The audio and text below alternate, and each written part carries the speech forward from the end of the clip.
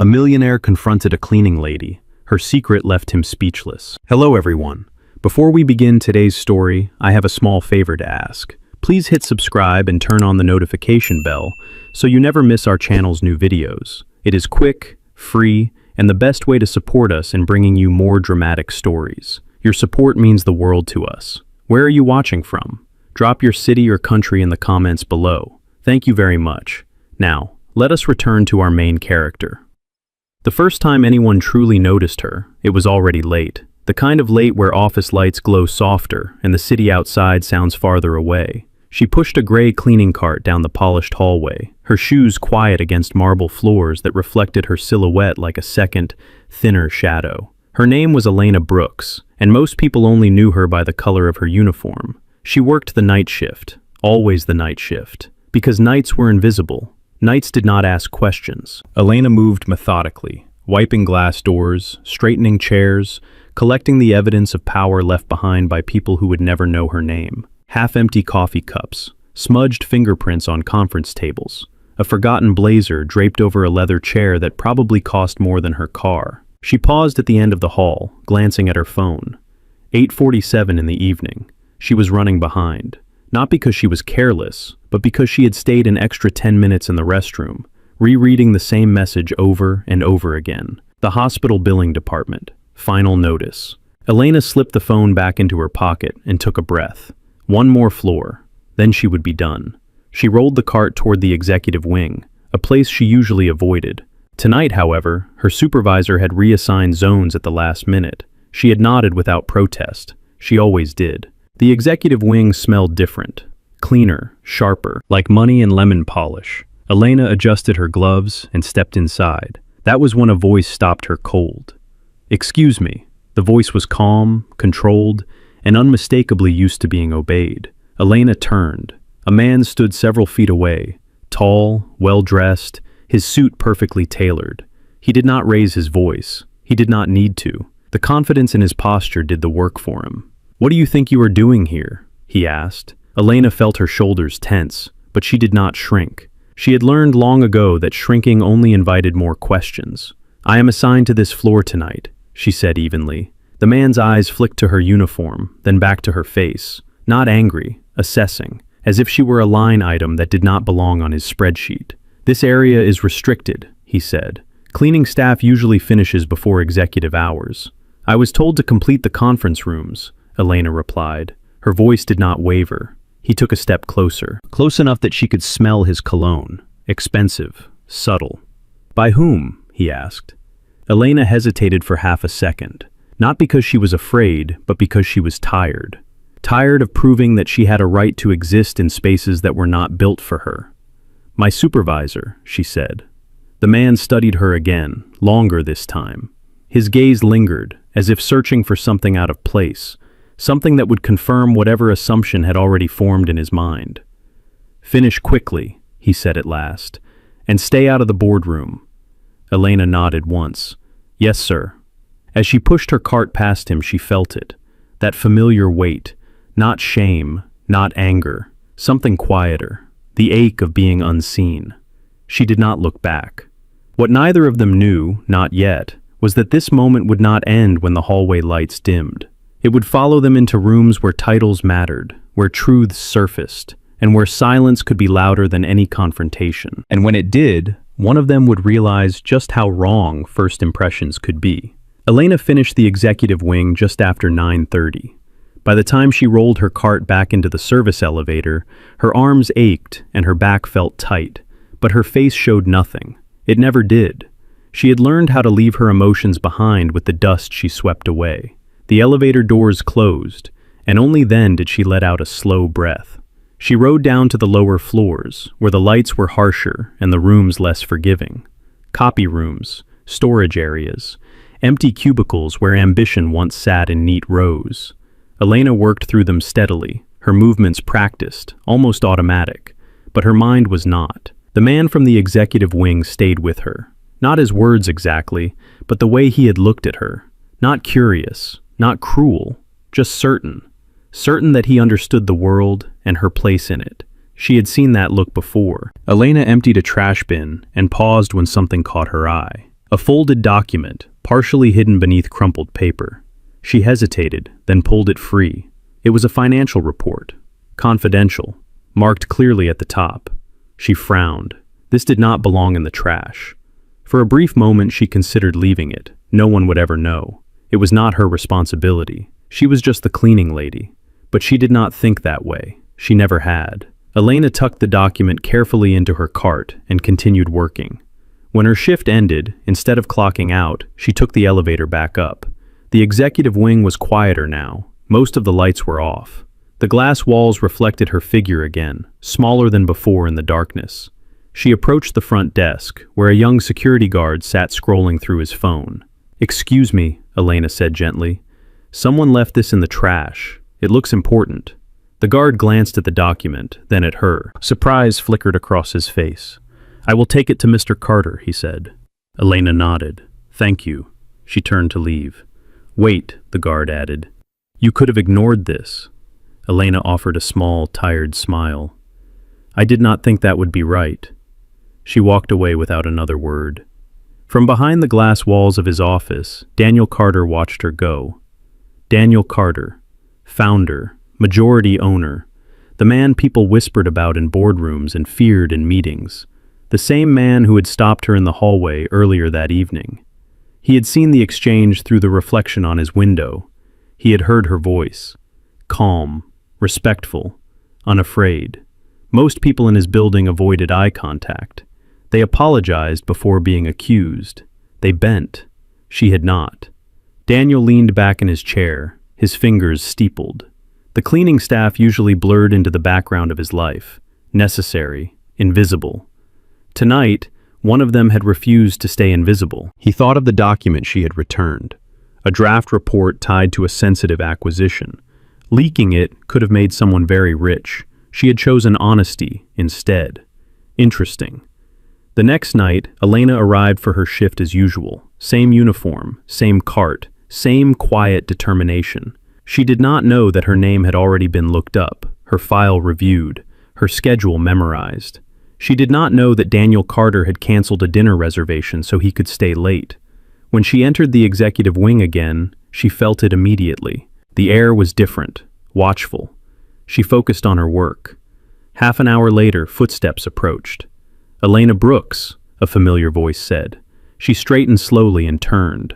Daniel Carter stood a few feet away, his expression unreadable. "Yes, sir," she said. He held her gaze. "I was told you returned something that did not belong to you last night." "I returned something that did not belong in the trash," Elena replied. A corner of his mouth twitched, almost a smile. "You could have benefited from that mistake," he said. "Many people would have." Elena met his eyes. "I am not many people." Silence settled between them. For the first time, Daniel Carter was not sure what to say next, and that unsettled him more than he cared to admit. The silence lingered longer than Elena expected. Daniel Carter did not raise his voice. He did not dismiss her. He simply stood there, studying her as if she were a problem he could not quite solve. "You understand why that document mattered," he said finally. "I understood that it did not belong in the trash," Elena replied. "That was not what I asked." Elena considered her words carefully. "I understood that someone trusted this building to keep their work safe." Daniel nodded slowly. "And you decided that trust mattered more than whatever you might gain." "Yes." Another pause.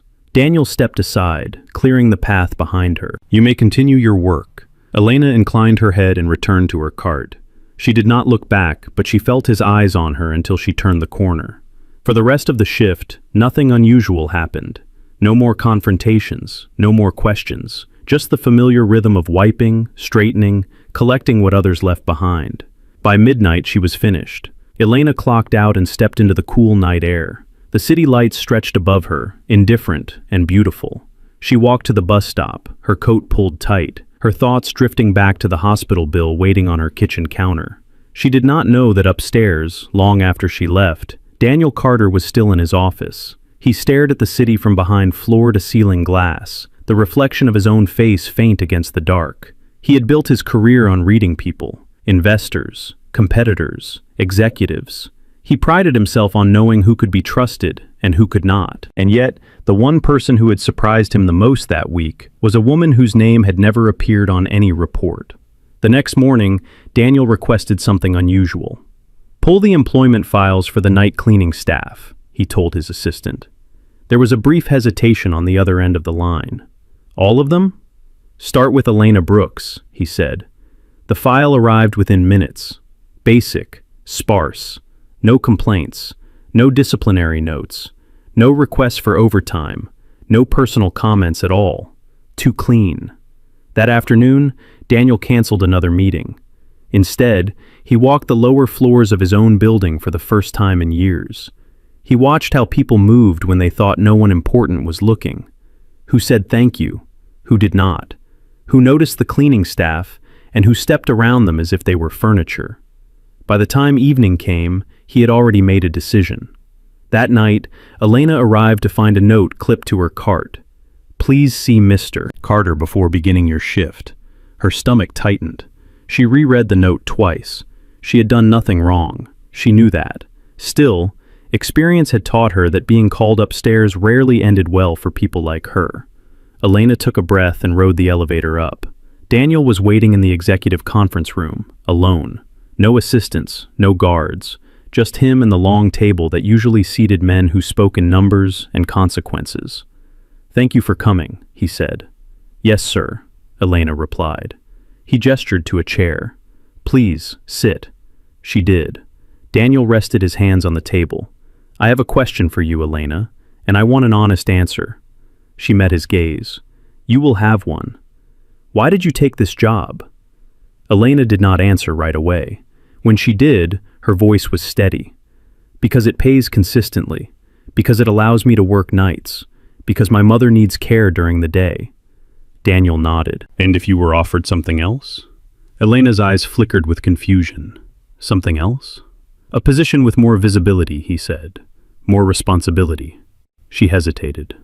"I'm not qualified for anything beyond what I do." Daniel leaned back slightly. "You returned confidential material without hesitation. You handled confrontation without defensiveness. You noticed what others ignored." Elena held his gaze. "Those are not qualifications. They are choices." A slow smile crossed his face. Not the kind he used in boardrooms, but something quieter. Something almost respectful. "Exactly," he said. Elena felt a shift in the room, subtle but undeniable. For the first time since she had stepped into the building, she was not being evaluated as a cleaning lady. She was being seen. And Daniel Carter, a man who had spent his life believing power revealed truth, was beginning to suspect that he had been testing the wrong thing all along. Elena left the conference room with her thoughts heavier than when she had entered. The offer Daniel Carter had implied was not clear yet, but the shift in his tone was. He had not spoken to her like an employee. He had spoken to her like a variable he was reassessing. That unsettled her. She returned to her cart and began cleaning, but her hands moved more slowly than usual. The hum of the building felt louder. Every reflective surface seemed to hold her gaze a moment longer. When her shift ended that night, Elena did not sleep much. She lay awake, listening to the city outside her small apartment, replaying Daniel Carter's words again and again. More visibility, more responsibility, words that sounded generous, but carried weight she could not yet measure. The next evening, she arrived to find her supervisor waiting near the service desk. "Elena," the woman said quietly, "Mr. Carter requested that you assist with a special assignment tonight." Elena's pulse quickened. "What kind of assignment?" Her supervisor hesitated. "Just be professional." Elena nodded. She was escorted back to the executive wing, this time not through the service elevator, but the main one. The doors opened onto a conference room already occupied. 3 executives sat around the table, 2 men, 1 woman, all dressed in suits that suggested long familiarity with power. Daniel Carter stood near the window, hands clasped behind his back. "Thank you for coming," he said to Elena. "Please stand here." He gestured to an empty space near the wall. No chair. Elena complied without question. The meeting began. They discussed contracts, acquisitions, numbers that made Elena's mind spin. She focused on keeping her posture neutral, her expression unreadable. Then Daniel did something unexpected. "Before we proceed," he said, turning to Elena. "I would like your opinion." The room froze. One of the executives frowned. "Her opinion?" Daniel nodded. "She has been listening." Elena felt every eye land on her. Heat rose in her chest, but she did not step back. Daniel met her gaze. "You noticed something in a discarded report last night. Tell us what stood out." The woman at the table scoffed softly. "With respect, Daniel, she is not qualified to comment on—" "She is qualified to observe," Daniel cut in. Silence followed. Elena swallowed once. "The numbers in the second quarter did not match the risk profile mentioned earlier," she said carefully. "Someone adjusted the projections downward without changing the assumptions." The room went still. One man leaned forward. "That is not possible." Daniel picked up the report. "It is possible," he said calmly, "and she is right." The executive team exchanged looks. The woman at the table narrowed her eyes at Elena. "How would you know that?" Elena held her ground. "Because mistakes stand out when you clean up after them every night." Daniel allowed a brief pause to stretch. "That will be all," he said. The executives filed out, unsettled, their whispers sharp and hurried. When the door closed, Daniel turned back to Elena. "You did not have to answer," he said. "You asked," she replied. He studied her. Most people would have frozen. Elena met his gaze. "I am used to being watched." Daniel exhaled slowly. "That should not be something you have to be used to." He walked to the table and picked up a folder. "This building tests people constantly," he said. "Not with forms or interviews, but with power, with silence, with opportunity." He handed her the folder. "What is this?" Elena asked. "A temporary reassignment," Daniel said. "Observation role, paid, confidential." She did not take it immediately. "Why me?" Daniel did not answer right away. When he did, his voice was quieter. "Because integrity does not announce itself. It reveals itself." Elena finally accepted the folder. "I am not asking you to become someone else," Daniel continued. "I am asking you to remain exactly who you are." Elena nodded once. "Then I will need time." "You have it," Daniel said. As she left the executive wing that night, Elena understood something had changed. Not just for her, but for the man watching from behind glass. Daniel Carter had built his empire by testing loyalty through pressure. Now, without intending to, he had begun testing himself. Elena did not open the folder until she was back in her apartment. She set it on the small kitchen table beside a stack of unpaid bills and a half-empty pill organizer. The contrast made her pause. She made tea, waited for the kettle to settle, then finally sat down. The folder was thin, too thin for something that had already changed the direction of her life. Inside were a temporary badge, a brief description of duties, and a simple agreement. Observation role, confidential, hourly compensation listed clearly at the bottom. It was more than she made in 2 weeks. Elena closed the folder and pressed her fingers flat against the table. She was not afraid of work. She was afraid of being mistaken for something she was not. The next evening, she arrived early. She wore the same uniform. She pushed the same cart. But tucked into her pocket was the temporary badge Daniel Carter had given her. It felt heavier than it should have. Her first assignment was simple. Sit quietly in meetings, take notes, say nothing unless asked. That suited her. Over the next few nights, Elena moved between worlds. One moment she was wiping down a break room counter. The next, she was standing against a conference room wall, listening to executives argue over margins and leverage. She noticed patterns. Who spoke over others? Who repeated ideas once they came from the right mouth? Who treated service staff like air? Daniel watched all of it. He never announced her presence. He never defended her openly.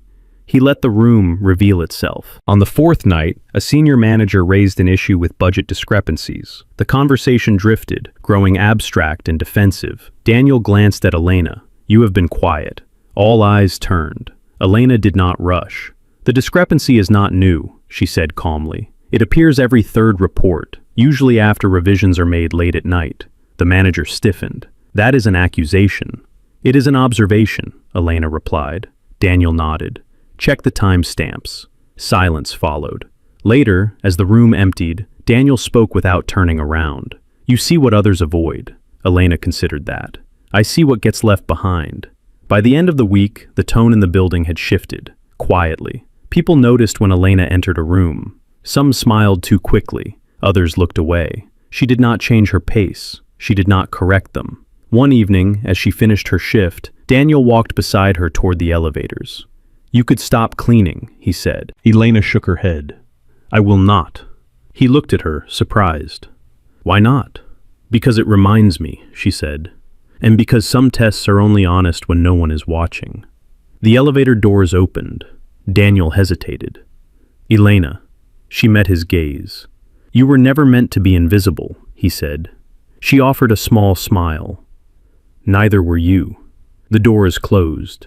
For the first time in years, Daniel Carter stayed behind, alone, without reaching for his phone or his schedule. He stood in the quiet and understood the truth he had been circling. Power did not test character. It revealed it, and the person who had revealed his most clearly was the one he had almost dismissed without a second thought. By the second week, Elena understood the pattern. Daniel Carter did not announce changes. He created environments and watched how people behaved inside them. He shifted pressure points, adjusted silence, and waited. And people revealed themselves. Some grew careful, others defensive. A few became openly resentful. Elena felt it most during meetings. Conversations would pause when she entered. Jokes stopped mid-sentence. Chairs shifted. She was no longer invisible, but she was not welcome either. She did not take it personally. One evening, as she stood near the back of the conference room, a senior executive named Mark Reynolds spoke sharply. "With all due respect," Mark said, glancing at Elena, "I still do not understand why operational discussions require non-executive presence." The room stiffened. Daniel did not look at Elena. He looked at Mark. "You mean her?" Mark straightened. "I mean protocol." Daniel nodded. "Protocol exists to protect comfort, not truth." A murmur spread across the table. Mark continued, emboldened. "This company has standards. If we blur them, we weaken authority." Elena felt the familiar urge to disappear. She resisted it. Daniel folded his hands. Authority that cannot withstand observation deserves to be weakened. Silence fell. Mark leaned back, crossing his arms. "So this is a test." Daniel's voice remained calm. "Everything is a test." The meeting ended shortly after. As people filtered out, Mark paused beside Elena. "Enjoy the attention while it lasts," he said quietly. "People like you are temporary." Elena met his gaze. "So are people like you." Mark scoffed and walked away. Later that night, Daniel found Elena in the hallway near the service elevator. "You did not have to respond to him," he said. "I did not respond to him," Elena replied. "I responded to myself." Daniel studied her.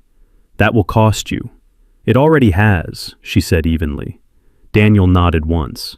He did not apologize. He did not reassure her. He respected her answer too much for that. The following morning, Daniel convened an unannounced review. Department heads were called in. Data was requested. Decisions were questioned. And patterns emerged. The discrepancies Elena had mentioned earlier traced back to Mark Reynolds. By the end of the day, Mark was placed on administrative leave. No announcement was made, no spectacle followed, but the message spread faster than any memo. That night, Elena arrived to find her cart missing from its usual place. For a brief moment, panic flickered through her chest. Then she saw it. Her cart stood exactly where it always had, cleaned, organized, restocked. A small card rested on top. "Thank you for what you leave behind." No signature. Elena closed her eyes for a moment. She finished her shift in silence. As she stepped into the elevator, Daniel joined her. "They will not forget this," he said quietly. "Neither will I," Elena replied. The elevator descended. For the first time since this had begun, Daniel Carter understood the risk he had taken, not to his company, but to himself, because in exposing others, he had also stripped away the final excuses he had built around his own power. And Elena Brooks was no longer just an observer. She was the mirror he could no longer look away from. The pressure did not arrive all at once. It seeped in quietly. By the third week, Elena felt it in the small things. Conversations stopped when she entered a room. Emails went unanswered. Requests were delayed just long enough to send a message. She was not welcome in the spaces she had been asked to observe. One evening, as she stood near the back of a meeting room, she noticed the shift immediately. The tone was sharper. Voices were careful, guarded. Daniel Carter was not present. That alone told her this was intentional. A vice president named Linda Shaw cleared her throat. "Before we begin," she said, "I want to address the elephant in the room." Several heads turned toward Elena. Linda continued, her voice smooth. "This observational role has created confusion. Morale has suffered. People do not know who they can speak freely around." Elena felt her chest tighten, but she remained still. "A culture of fear," Linda added, "is not healthy."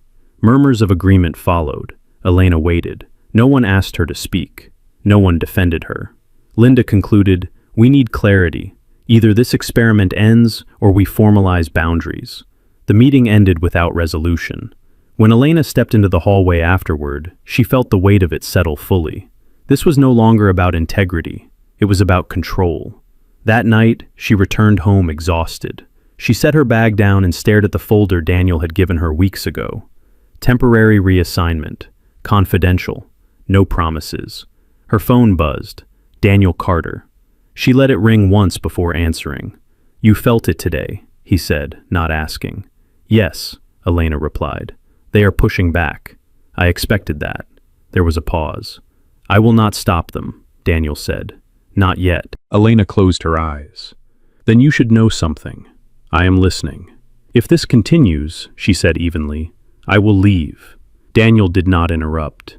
"I did not accept this role to become a symbol," Elena continued, "or a weapon. I accepted it because you said truth mattered." "It still does," Daniel said. "Then it must matter even when it costs you," she replied. Silence stretched between them. "You are right," Daniel said at last, "and that is why I have not stepped in." Elena frowned. "Why?"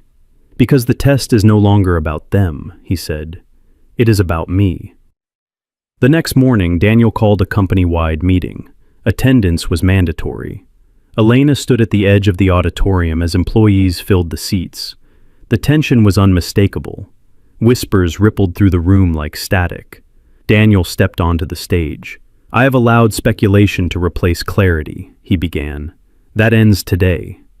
He spoke calmly, deliberately, about observation, about accountability, about why systems fail when comfort matters more than truth.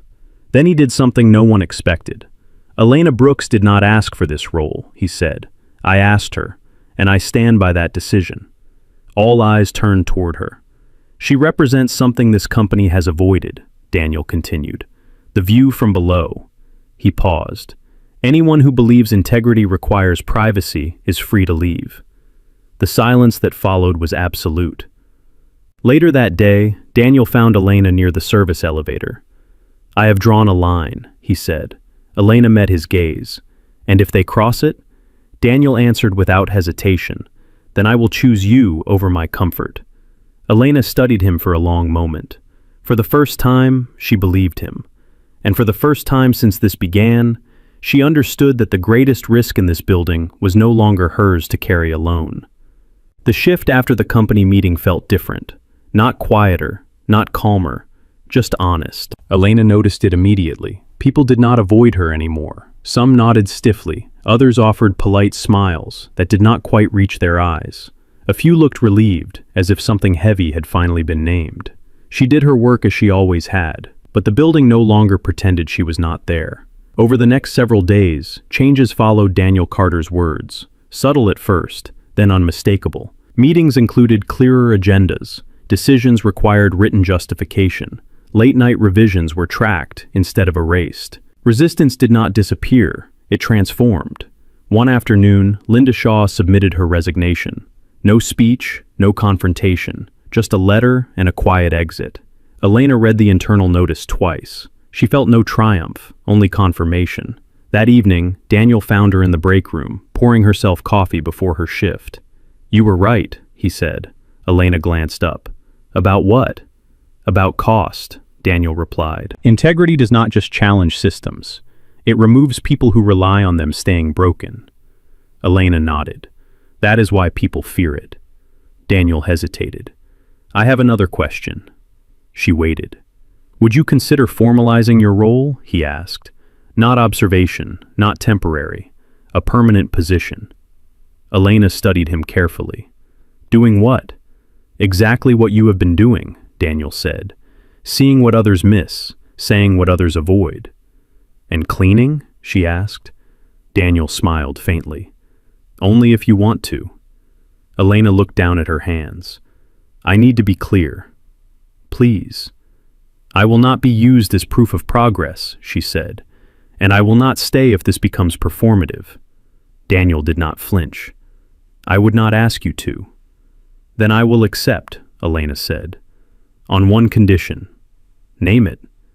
That I remain accountable to the same standards as everyone else, she said. No protection, no exceptions. Daniel nodded. Agreed.